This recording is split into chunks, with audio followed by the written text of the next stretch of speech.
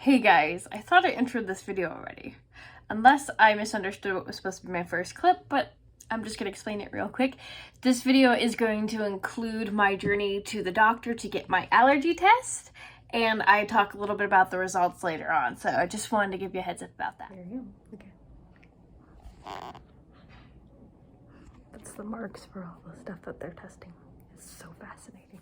Okay guys, are you ready for this? This might be a little long, but I would really like to talk about this because this is something I have been wanting to know for a very long time.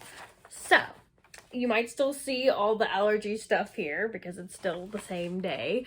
But I was gonna read over what results I got, and we'll probably discuss more things on Wednesday, which is my upcoming appointment. The number one allergen that I have is dust. I am not surprised by that. I've always felt really sensitive to dust, and to the point where, like, if I don't wear a mask when I'm dusting, like, I get a cold, like, really bad. Like, I feel very sick the next day, so that makes sense. But yeah, that one's, as you might be able to see, these red marks. Yeah, those were the dust ones. Two different types of dust mites, and this is not even bad anymore. Like, it was like twice that size. It was bad. It is a severe allergy. It is the only thing that I really have a severe allergy to, which, you know, is good. Though it sucks in the sense because dust is always going to be everywhere all the time. Some of these procedures that I'll briefly go over, potentially, are a little extreme and not realistic, so we'll get there. Anyways, and so the next thing, so I'm going to start with environmental factors. So dust was obviously like the top contributor of that. All the other things, there's a couple other things that I have like slight minor reactions to, which basically is not a big deal. So there's minor, mild, moderate, and severe. So severe is what I have for dust mites. Other than that, roaches, apparently I have a mild reaction to, and I'm not sure if that means bugs in general or actual cockroaches. I was gonna clarify that on Wednesday. Regardless, we don't really have, if it is just cockroaches, we don't really have them that much around here as far as I know, so that's probably good. I do have severe reactions to mosquito bites though. So that's why I'm kind of thinking it probably is accurate a little bit, like if it is all bugs. Anyways, moving on. So I also have minor reactions to ash trees, elm trees, and maple trees, which it's very minor though, so I don't really have to worry. And then minor reactions to pigweed, don't know what that is, and English plantains, and apparently something called Timothy grass, so a type of grass. But all those are minor, so I don't really have to worry about it. Now, food. I also don't have very much reactions to food stuff. The only one that I have that is mild is peanuts. Apparently, I have a mild reaction to peanuts, which I found kind of surprising because I've never, aside from acid reflux, but I get acid reflux from everything, so... Yeah, so I have mild reaction to peanuts, and then the other things are all just minor. So I have a minor reaction to egg whites, whole wheat, soybean, chicken, almonds, barley, and spinach. I love spinach, so, but it's minor, so I don't really think that means I really have to cut it out of my diet. It is only minor. If it starts to go into mild, especially moderate, then that's when you want to be careful. Severe is when you really need to do something about it, so I'm gonna have to figure that one out. Moving on. Did you know that, I don't know if this would be a trigger warning moment or not, I don't know. If things like bugs really bother you, and maybe spiders, like, maybe don't listen to this. It's about dust mites.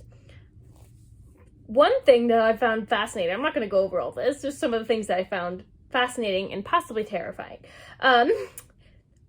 First one, just fascinating. Apparently, dust mites are related to spiders and scorpions. Did not know that, and they're pretty much microscopic, so I remember finding, when I learned about dust mites as a child, it just was the weirdest thing to me, because as a child, I was like, so dust is actual bugs, but it's like, yes and no. It's like waste as well as just like, just, ugh. And the other thing, this is the one where I felt like a trigger warning, because this really kind of freaked me out. Average bed contains 2 million mites. I'm gonna die. Okay, I'm joking. I'm not freaking out like that. It is, like, I don't want to think about that. I really don't want to think about that. I have a whole folder of stuff. I'm just going over some basic things that they want you to like freaking like wash your sheets and blankets like once a week. I'm like, who has time for that? I don't have time for that, nor do I have money for that. I mean, like, when you think about it, every time you run laundry, it costs money because it's water, so I might have to do that once a month, maybe. But yeah, so those are the 2 like main freaky things. Fortunately, I don't seem to have any sensitivities to cat or dog dander, so that's exciting. Though it looked like with the cat side, it looks like it was almost minor. It was almost minor reaction, but it wasn't there yet, so it doesn't count. As I say so. But yeah, another couple things I did not realize is that apparently dust mites thrive in temperatures between 68 to 84 degrees, which is literally our weather, and 65 to 80% humidity, also our weather, so it's cool. That's real cool. And let's see, the average human adult loses up to 1.5 grams of skin per day, because, you know, dust comes from skin, yada, yada, yada. They have a tiny little list here that's about mite control. So it basically said, keep temperature below 64 degrees and keep humidity below 50%. Dehumidify. So they're basically recommending getting a dehumidifier. Wash sheets in 130 degrees Fahrenheit water each week. That's where the week came in. This part's the saddest part, and I'm not sure how this is gonna go. It says minimize or eliminate stuffed animals.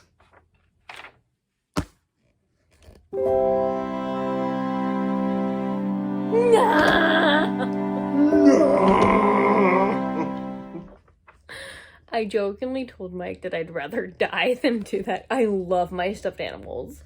Like, it is sick. Almost like it's like a problem. I'm gonna see if there is a way to clean them often or something, because, like, hello, Jimmy and Simon here.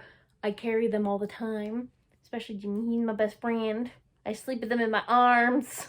No. We'll just see if there's something else that I can figure out. It's cool.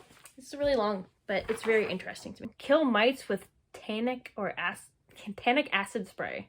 Use HEPA vacuum cleaners and air filters throughout the house. So that's kind of some of the basic things. I don't really want to get too much into it because clearly, like, this is already long enough.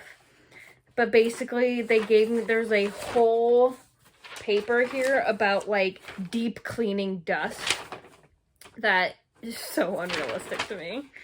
Like, they're just like, you only should use this kind of pillow. You know, like, scrub the bed frame and the springs. The room should contain only a bed of metal or wood. It says foam, rubber, or synthetic pillow should be used. Do not use feather, kapok, or down pillows. They do have allergen-proof coverings. There's that.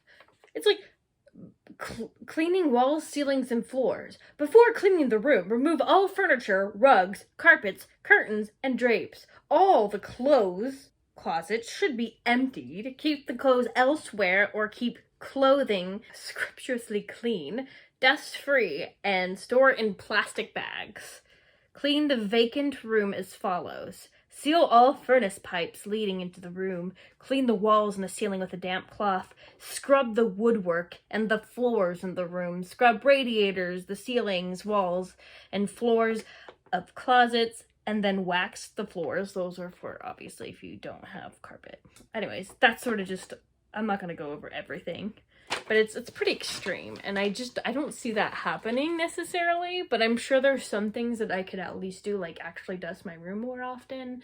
I have to be real careful when I dust though, so I'll be wearing a mask and probably even gloves to make sure that it doesn't like really get to me, which it always does anyways when I dust, which is why I don't dust that often, so it's a cycle here. Anyways, thank you guys for watching this video. It's been very long. I just wanted to share my journey with you, and I will update you on what I choose to do, how I choose to go forward with this, and we'll probably get more information on Wednesday too, because that's when I get the results of my CT scan as well. So thank you guys so much for watching this video. Please don't forget to like, comment, and subscribe, and I'll see you in the next video.